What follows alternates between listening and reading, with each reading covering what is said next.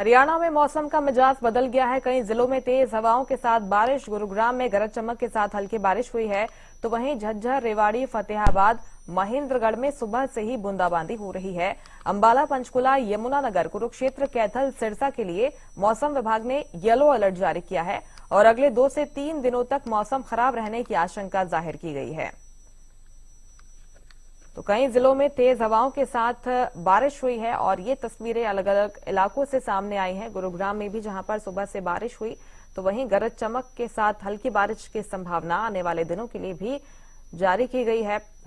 ठंड ने U turn ले लिया है और बारिश, शीतलहर का कहर जो है वो देखने को मिल रहा है।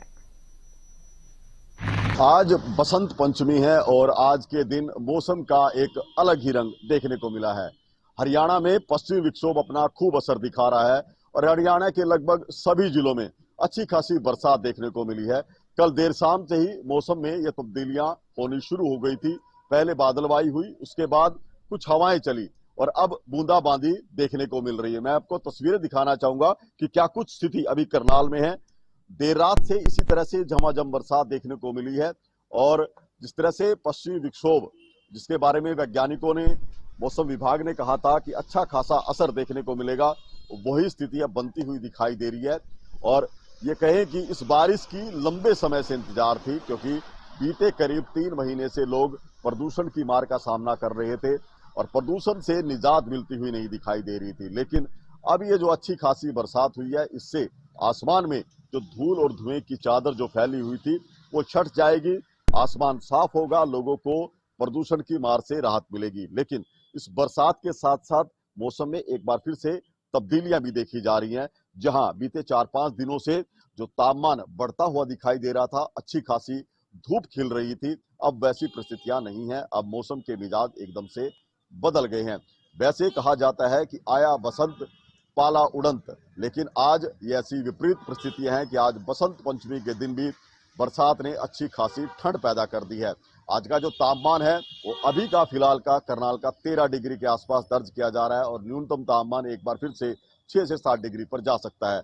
हालांकि कल तक की मैं बात करूं तो कल जो दिन का अधिकतम तापमान था वो 22 डिग्री के आसपास था और जो न्यूनतम तापमान था वो 13 डिग्री के आसपास था। तो आप अंदाजा लगा सकते हैं कि इस बरसात की वजह से एकदम से तापमान में कितनी गिरावट आई है।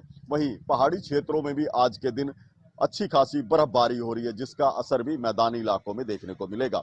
वहीं बात करें कि जिस तरह से तेज गति की हवाएं चल रही हैं, वे बेहद चिंताजनक हो सकती हैं, क्योंकि तेज हवाओं से इसका असर शीतलहर का और ज्यादा बढ़ेगा।